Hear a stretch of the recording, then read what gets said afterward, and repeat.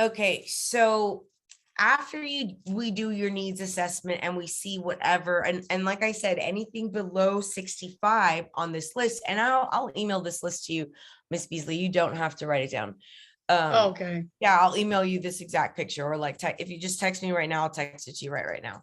Okay. So yes, each one of these below 65 is an area of concern. And when we talk about an area of concern, that means that it's a area where we need to go and reteach and sort of revisit those concepts, just like we would with students, right? Right. We assess them on particular, and that's actually what, funnily enough, that's actually what this one is about, competency 4. And the reason I skipped 1 and 3 is because they're not quite as low.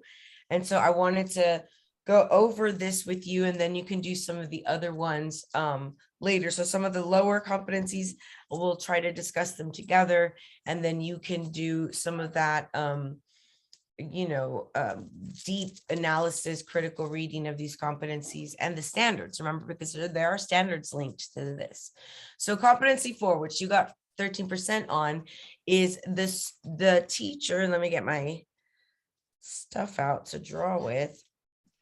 We have the teacher understanding learning processes and factors that impact student learning and demonstrates this knowledge by planning effective, engaging instruction, and appropriate assessments. Okay, so what does all of that mean? We have the goal of this is for you to understand learning processes, like the process through which students learn, and different factors that can impact, whether in a positive or negative way, the students' learning and their ability to achieve academic success, right? So you knowing these things, understanding these processes and factors that can have an effect on student success, and then being able to plan effective and engaging instruction and appropriate assessments in order to make sure they achieve effective student learning. So let's look at A. When we do a close reading of a competency, I like to be able to sort of put it into my own words, what the competency is about. And competency 4 is mostly about learning processes and factors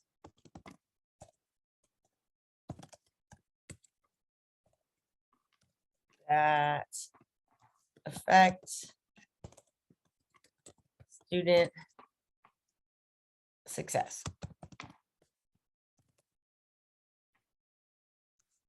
And so planning instruction, planning effective instruction and appropriate assessments, keeping in mind learning processes and factors that affect student success. So with that in mind, we're going to take a look at A. And this is understanding the role of learning theory. If you don't know what learning theory is, then we look it up and we define it off to the side in the instructional process, and uses instructional strategies and appropriate technologies to facilitate student learning. We're facilitating it, making it happen, making it possible, and all that good stuff. Connecting new information and ideas to prior knowledge, making learning meaningful and relevant to students. An extension to that means like connecting it to something in their real world, something that like exists in the real world. So understanding that the more we make connections. Your daddy's on his way home. Turn that off and eat.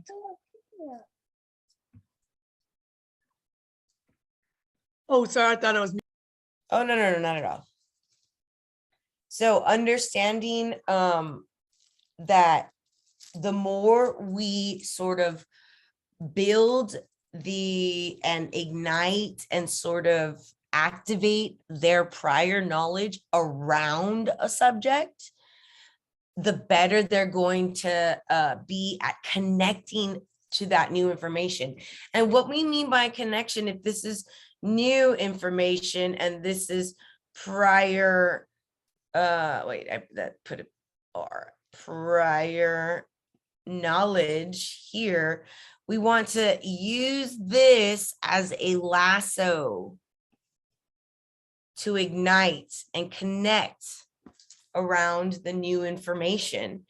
And that connection draws a pathway, a neurological pathway in the brain that connects to new things that they do, and that makes it something that is learned knowledge, something that is now indicative of effective instruction because it becomes there. So another way is by making something meaningful. If it's relevant to them, if it's something that's abstract, this has nothing to do with me, nothing to do with my life. If we're learning, the history of like some shire in England, then I'm not going to really pay attention. I don't live in England, and there's really no relevance to me, and it's going to seem really boring, and I'm not going to be able to have prior knowledge because I'm not going to know the background information, historical about other people, maybe feuds. Just a lot of it is going to be very difficult for me to make connections with unless I have my own personal connection to or interest in it. If I don't have a personal interest, if I'm not personally interested with this one-off thing, then that one-off thing isn't going to be the best thing to use as an instruction tool. And so we have goals in our classroom, Miss Beasley, and our goals are, our objectives, right? So every day we have different goals, different learning goals. Let's say that my goal is that, the students are going to be able to understand and discuss or explain the importance of differentiating instruction. So that's my learning objective. And so I need to be able to assess before we leave if you can explain to me or discuss with someone why it's so important to differentiate instruction. So in order to be able to do that, you have to know what differentiation of instruction is, what goes into that, and we're going to discuss it here. But our goals for the day can be measured in these learning objectives, in these learning goals, and we set those goals so that we can assess and see how are they doing in progress, or will they be able to respond accurately to a question about differentiating of instruction if you explain it. So let's take a look at, and we're going to do just like a mini little, where is the thing? Text.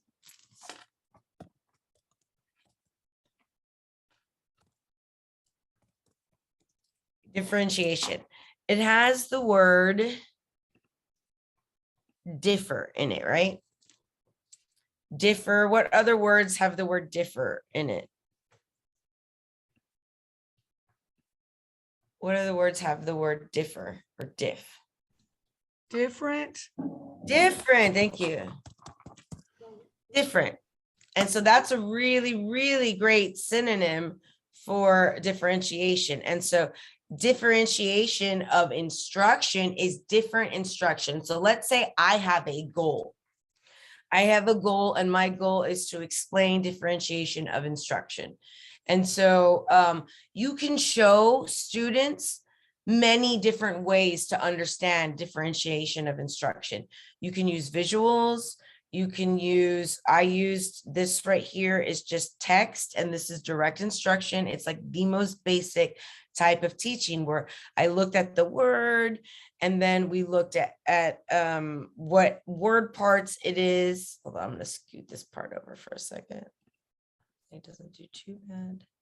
No, where did it go? Wrong. Better. Okay. So, sorry for this.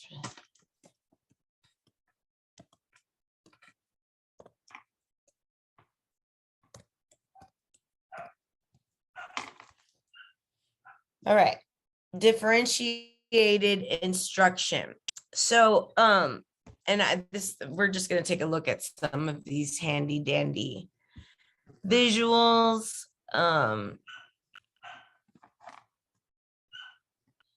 So differentiated, and again, this is just visual. This is one way you can do a pathway for student understanding. One pathway is showing them visually, creating maybe a graphic organizer. So you can do it by content by differentiating content, adapting content to the student's interests, to their age, academic readiness, and language proficiency.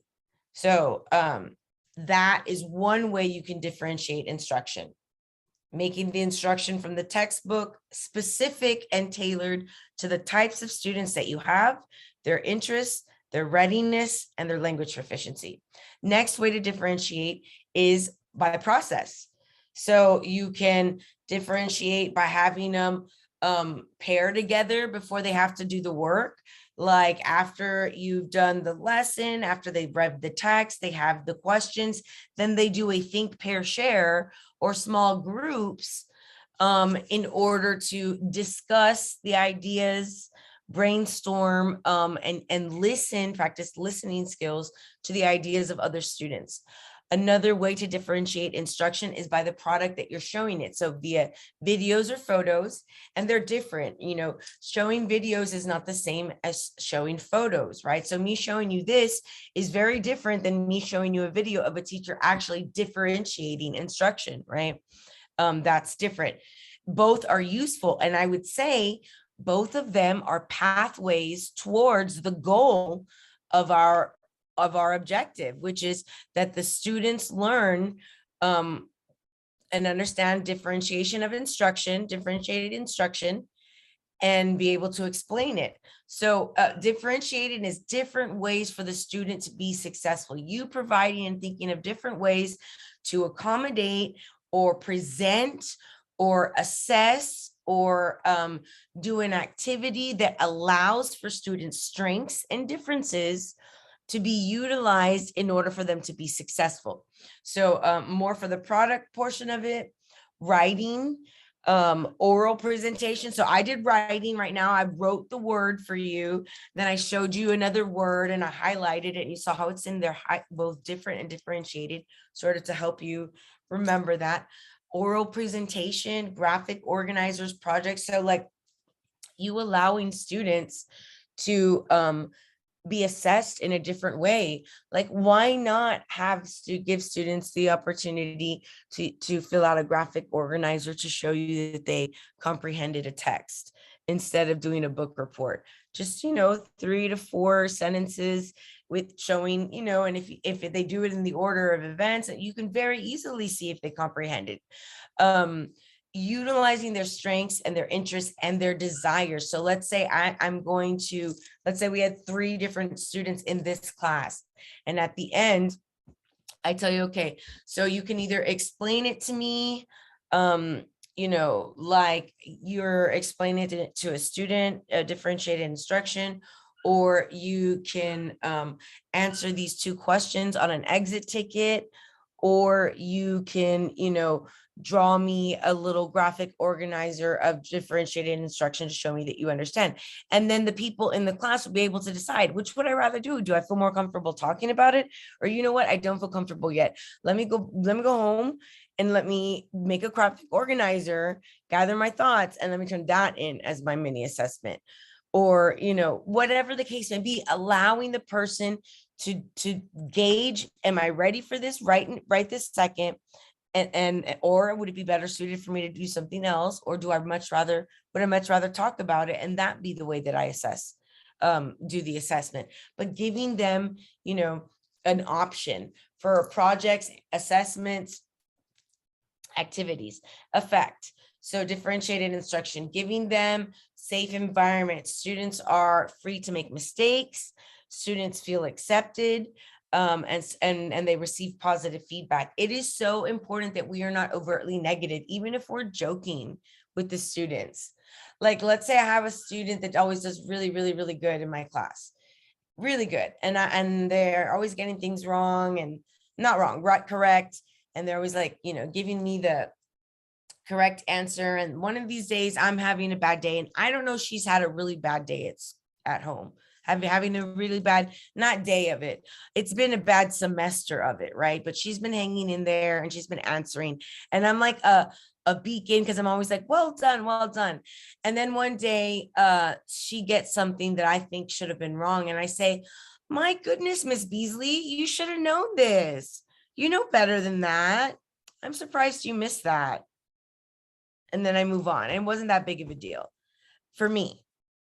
But for you, if things are going bad at your house and I make a big old shebang about how you normally get things right, well, it's cool if I normally get things right. I'm not a robot. Like, I'm a human, and students need to feel like they can participate in the learning activities and environment and not be shamed by the teacher when they make mistakes, even when they make mistakes.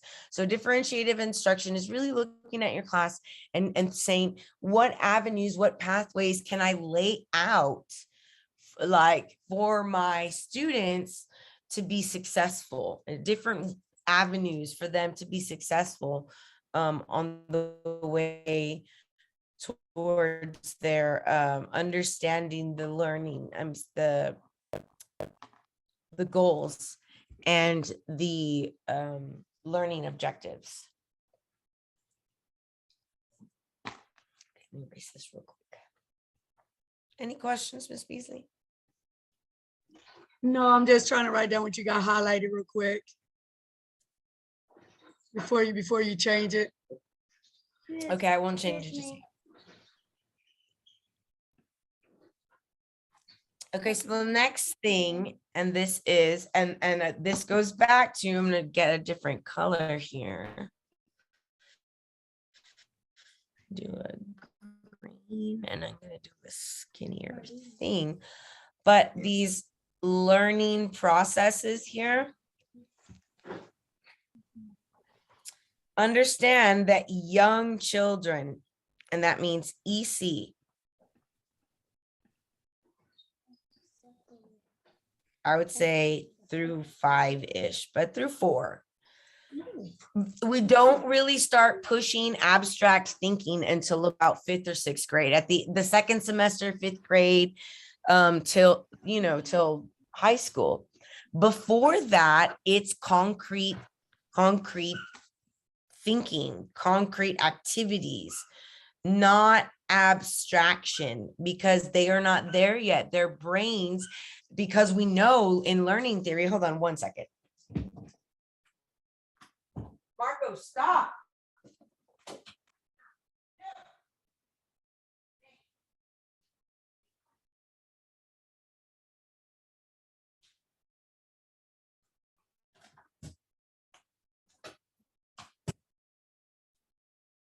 I'm sorry, my puppy is being annoying. Okay, Oh, you're so fine. No different than my 8-year-old over here. So B, understands that young children think concretely and rely primarily on motor and sensory input, motor movement. They need to be doing tactile things. They can't just sit in chairs and listen to the teacher talk. It doesn't matter if they're in 3rd grade and if people think that they're at that level. They need to be up and moving and seeing and doing and experimenting. From receiving sensory input and direct experience. Let me go back to my handy dandy highlighter. They rely primarily on motor, sensory input, and direct experience for the development of skills and knowledge.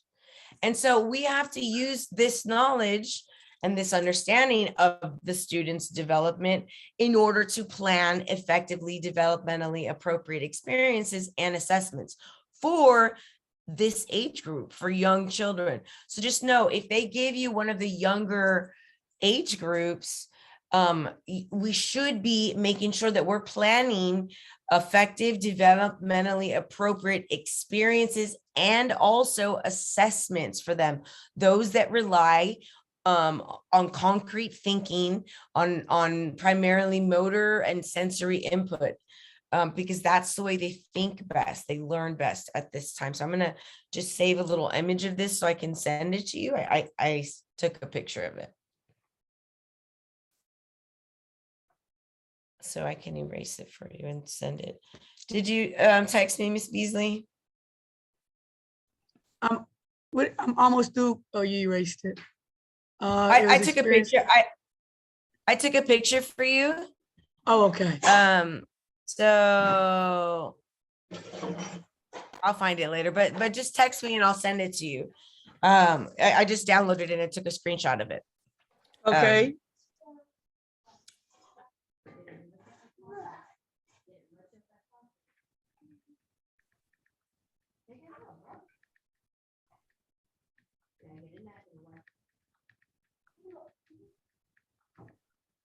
Okay, so this one is understands.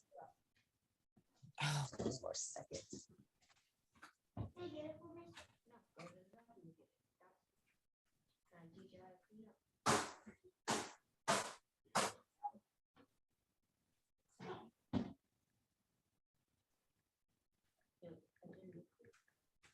Get out of here. Now, go over there.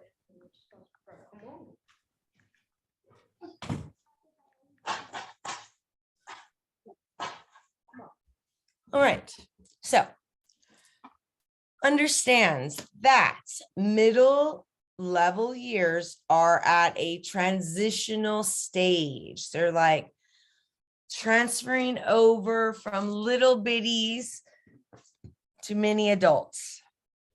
And it's a jarring stage. It's a stage where their brain is sort of beginning to really grow in its abilities to think abstractly. And so too, their bodies are changing, like physically via puberty and whatnot.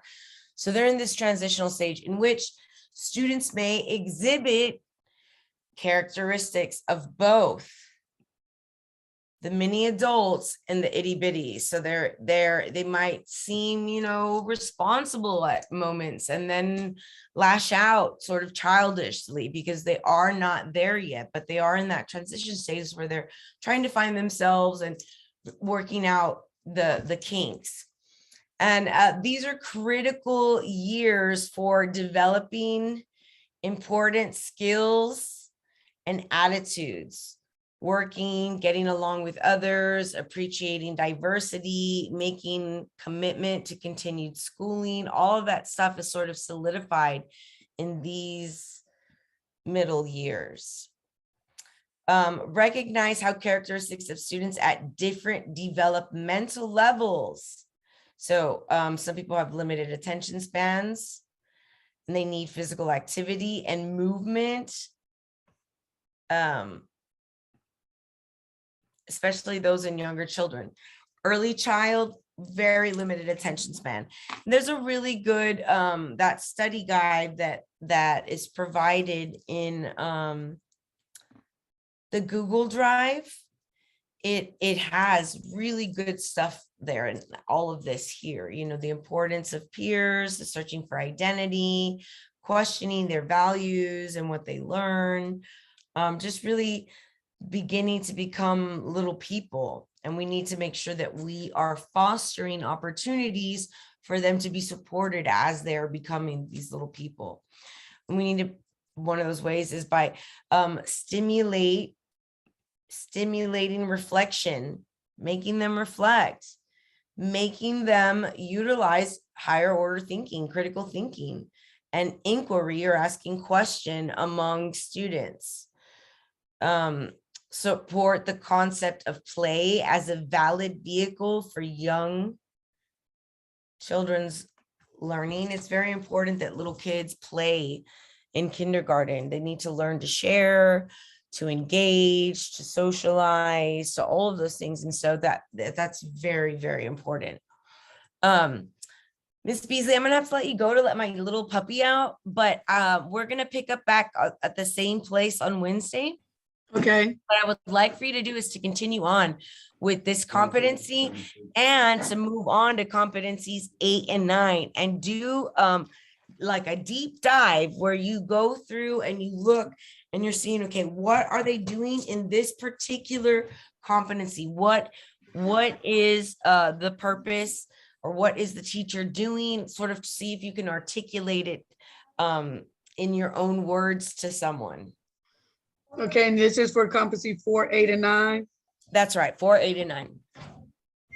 Okay. All right. So I'll see you on Wednesday at the same time.